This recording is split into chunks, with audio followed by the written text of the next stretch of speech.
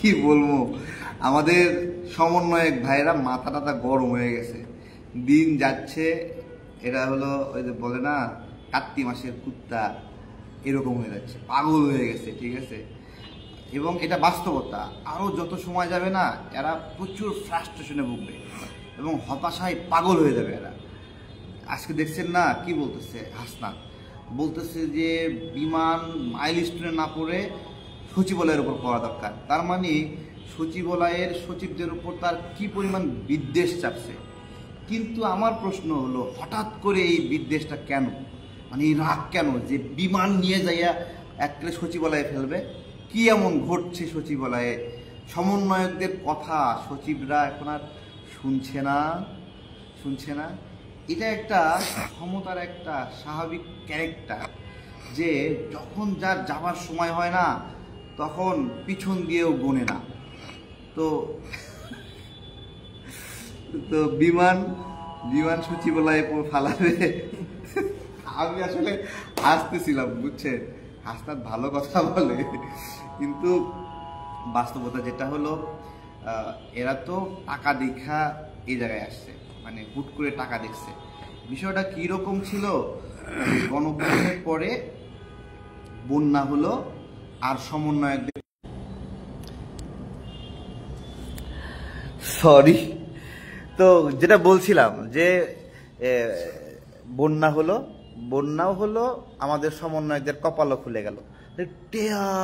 টেয়াতে সব দুমাইয়া অবস্থা। কি হলো, তাবাসসুম নাকি না নুসরাত তাবাসসুম নাকি যেন নাম, হ্যাঁ, গুচি ব্যাগ কিনলো 3200, 1.5 লাখ 2 লাখ টাকা দামের স্যুট জুতা, একটা ব্যাগ, সেই ব্যাগের নাম লাখ টাকা। এই একটা অবস্থা, কপাল খুলে গেছে। এখন দিন যাচ্ছে, হতাশা বাড়তেছে, ফ্রাস্ট্রেশন বাড়তেছে। হাসনাত বলতেছে মানে যে একটা যদি কেউ দেখাতে পারে যে নিয়োগ জালিয়াতি করছে বা সুপারিশ করছে, তাহলে রাজনীতি করবে না। হাসনাতকে বলি, তুমি বিএনপির সাথে জোটবদ্ধ হইও না, তাহলে দেখবে যে বোতল থেকে সিপি খোলার মতো যে এরকম ভাবে টক করে শব্দ হয় না একটা, হ্যাঁ, তোমাদের এরকম টক করে শব্দ হয়ে তোমাদের জালিয়াতি সব উসলায় পড়বে, তাই না? ওই যে সিনেমাতে দেখে না যে কি না ওয়াইনের বোতল খোলার জন্য টক করে খোলে আর ফেনা উঠে যায়, শ্যাম্পেন নাকি, ঠিক আছে? তো ওইরকম শব্দ হয়ে তোমাদের দুর্নীতিগুলো বের হয়ে যাবে। হ্যাঁ, তোমাদের সাহস যদি থাকে, তাহলে তোমরা তো অনেক বাঘের বাচ্চা, তাই না? তাহলে তোমরা বিএনপির সাথে জোট করো না, কারণ বিএনপির সাথে জোট না করলে যে খেলাটা হবে, গণ অভ্যুত্থানের পরে মানুষের আশা প্রত্যাশা ভালোবাসার গণ অভ্যুত্থান জুলাইয়ের, তোমরা যে কি পরিমাণ চরিত্র হনন করছো, তোমরা যদি বিএনপির সাথে জোট করো, তাহলে তো এটা আর বের হবে না। যেইটুকু বের হয়েছে এর মধ্যে ছিল ওয়াসার নিয়োগ জালিয়াতি, একবারে সুন্দর করে নাহিদ ইসলামের সিলমারা নিয়োগ বাণিজ্য, এরপরে সিলমারাকার আসিফ মাহমুদের নিয়োগ বাণিজ্য। তো দুইজনই তো বিএনপির সাথে জোট কইরা এখন আবার ক্ষমতায় চলে আসব, আবার এমপি হব, হয়তোবা মন্ত্রী হয়ে গেলে তাহলে কি হলো, তাহলে তো আর, অর্থাৎ এদের ক্ষমতাহীন হওয়াটা খুবই জরুরি। এদের ক্ষমতাহীন না হইলে এইখানে যে কি বিভৎস রূপ ছিল, এইখানে যে কি পরিমাণ এক একজন সমন্বয়ক যাওয়া আসি করতো, ঘোরাঘুরি করতো, খালি ঘুরতো, পোকার মতো ঘুরতো, ঠিক আছে?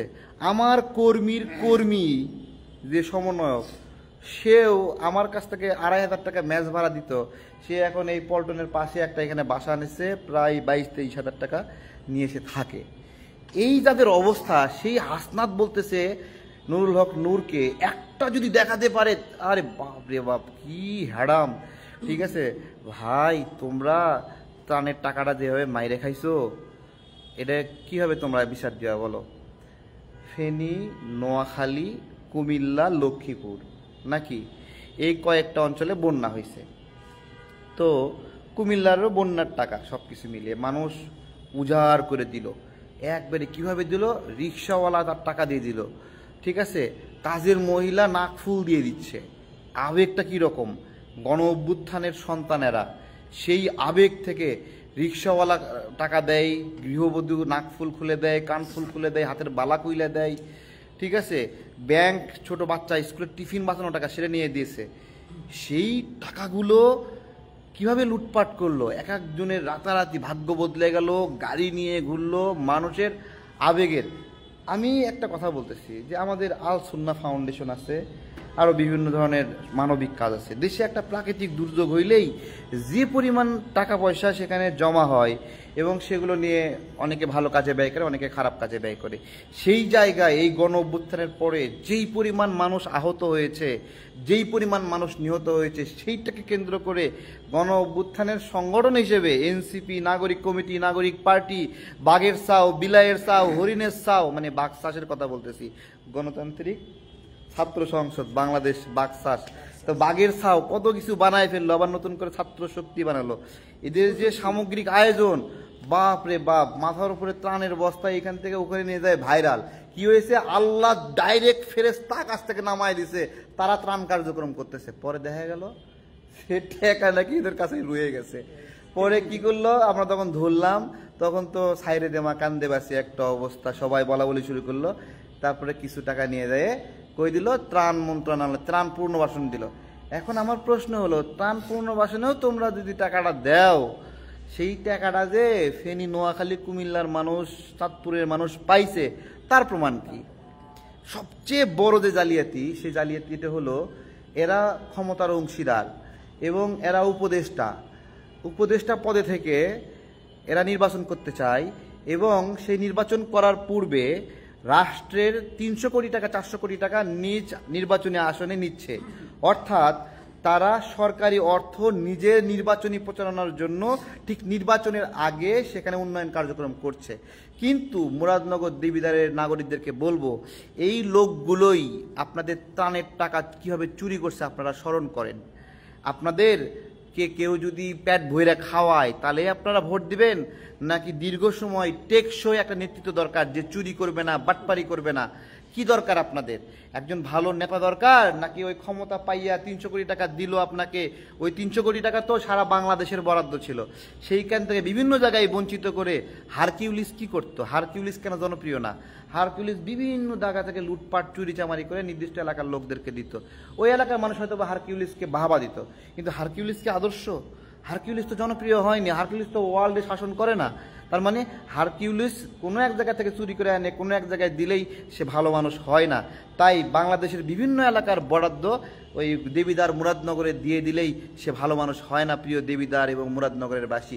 এই দেবিদ্বার মুরাদনগরের বন্যার সময় ত্রাণের টাকা এরা চুরি করেছিল, 2 টাকা লোভ সামলাতে পারেনি। আজকে যেই রাষ্ট্রীয় বরাদ্দ নির্বাচনী প্রচারণার উদ্দেশ্যে ওখানে নিয়ে যায় ঢালতেছে, সেইটাও সৎ উদ্দেশ্য না। সেটাও কোথায় কি কাজ হবে এরা নিয়ন্ত্রণ করবে, এর কিছু পাবে কিছু পাবে না, ভাগ বাটোয়ারা করবে, লুটপাট করবে, নির্বাচনী বরাদ্দ, অনেক কিছু বিষয় আছে। আজকে যে উদ্দেশ্যে এই লাইভটা করছি, এই যে সচিবালয়ে বিমান নিয়ে যে ফালাবে, তার মানে সচিবদের এতদিন পরে আমরা ধরতে পারি যে সচিবরা এখন সঠিক পথে আছে। বাচ্চা সচিবদেরকে আর টাইম দিচ্ছে না। শিশু উপদেষ্টা, শিশু সচিব, তাদের এখন সচিবালয়ে নিয়ন্ত্রণ কমছে। তার মানে বাংলাদেশ আস্তে আস্তে নিরাপত্তার দিকে যাচ্ছে, নাকি বলা যায়? এটা বলা যায়নি। আচ্ছা, আমাদের জুলাই যোদ্ধা এখানে আছেন, একজন সহযোদ্ধা, কয়েকদিন আগে গুলতি নিয়ে ধরা খাইছিল।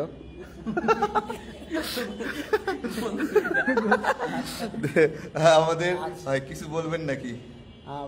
সবচেয়ে বড় কথা হলো যে যারা নতুন রাজনৈতিক দল খুলছে বা নতুন রাজনৈতিক নেতা যারা আছে, আমি হাসনাতের উদ্দেশ্যে বলবো যে শামীম ওসমানের নকল করতে চাও না ভাই, নিজের যা আছে সেই যোগ্যতা দেখাও। মানে ওর শামীম, আমার মনে হয় কেন জানো, হাসনাতের বক্তব্য শুনি না, ও মনে হয় ইউটিউব থেকে শামীম ওসমানের বক্তব্য ডাউনলোড করে করে নকল করে। ওর যে বক্তব্য, কথা বলা, চোখ বড় করা, এই করা। যেমন আজকে যে কথাটা বলছে যে আপনার সচিবালয়ে যে ইটা পড়ার কথা, সচিবালয়ে এটা মাইলেশনের ঘটনাটা করছে জুলাই মাসে, তাহলে ওই সময় ঘটনা বললো না, এতদিন পরে কেন মনে হইলো? ওই মানে সাপলা না পাওয়ার মানে হয়ে গেছে, মাথা মাথা গরম হয়ে গেছে, কোনো কথা শুনতেছে না, নির্বাচন কমিশনের কথা শুনতেছে না, বিভিন্ন সচিবরা কথা শুনতেছে না, এই জন্য মাথা গরম হয়ে গেছে, উল্টাপাল্টা বকতেছে। উল্টাপাল্টা বকা বাদ দিয়ে জনগণের কাতারে আসো।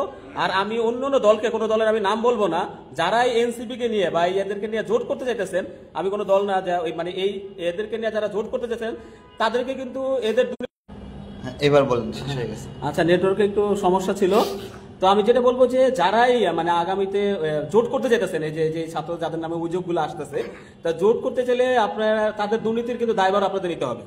যারা জোটের সদস্য করবেন তাদেরও কিন্তু দায়ভার নিতে হবে। বেদনা মধুর হয়ে যায় তুমি যদি দাও।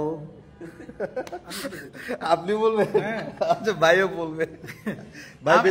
আমি কোনো আকার ইঙ্গিতে বলবো না, আমি শুধু একদম সরাসরি খোল্লা বলবো।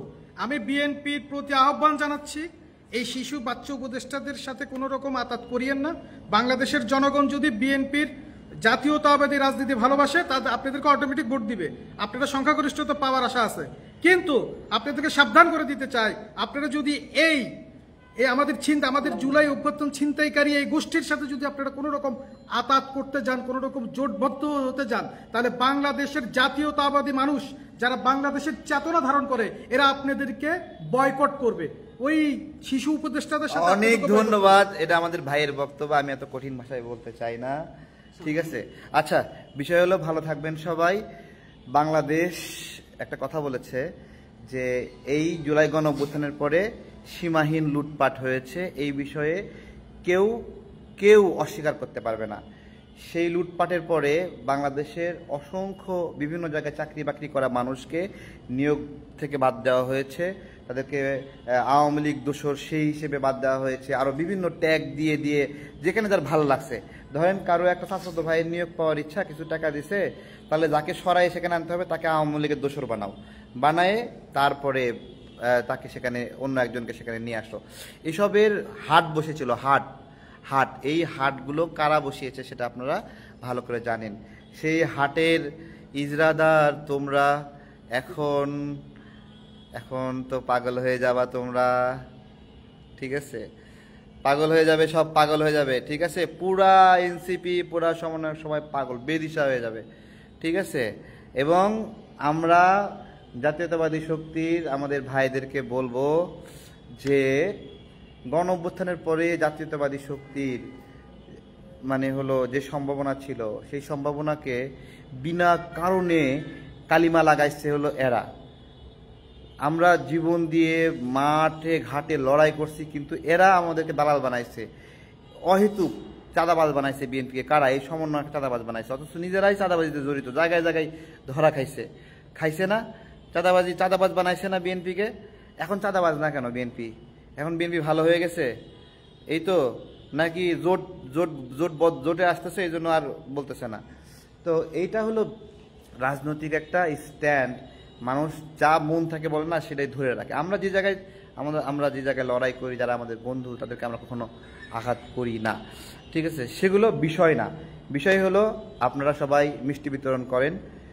যেহেতু এটা বলছে সচিবালয়ে বিমান ফালাবে, ঠিক আছে, তার মানে এদের জেলা প্রশাসক অফিস, উপজেলা অফিস, বিভিন্ন জায়গায় যে কর্তৃত্ব ছিল, সেই কর্তৃত্ব থেকে বাংলাদেশ কিছুটা মুক্তি পেয়েছে।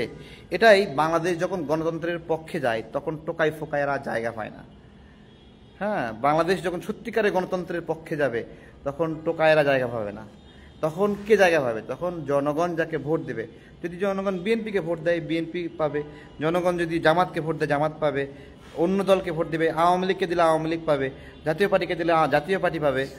কিন্তু যখন এগুলো হয় না, যারা উটালা বোঝেন, উটালা মানুষের তো নিজের কর্তৃত্ব নাই, এদের কর্তৃত্ব পাওয়ার জন্য ঝড় আসতে হয়, বিপদ আসতে হয়। তো বিপদে এরা হলো সেই সুযোগ ব্যবহার করে। ভালো থাকবেন, বিদায় নিচ্ছি। আসসালামু আলাইকুম।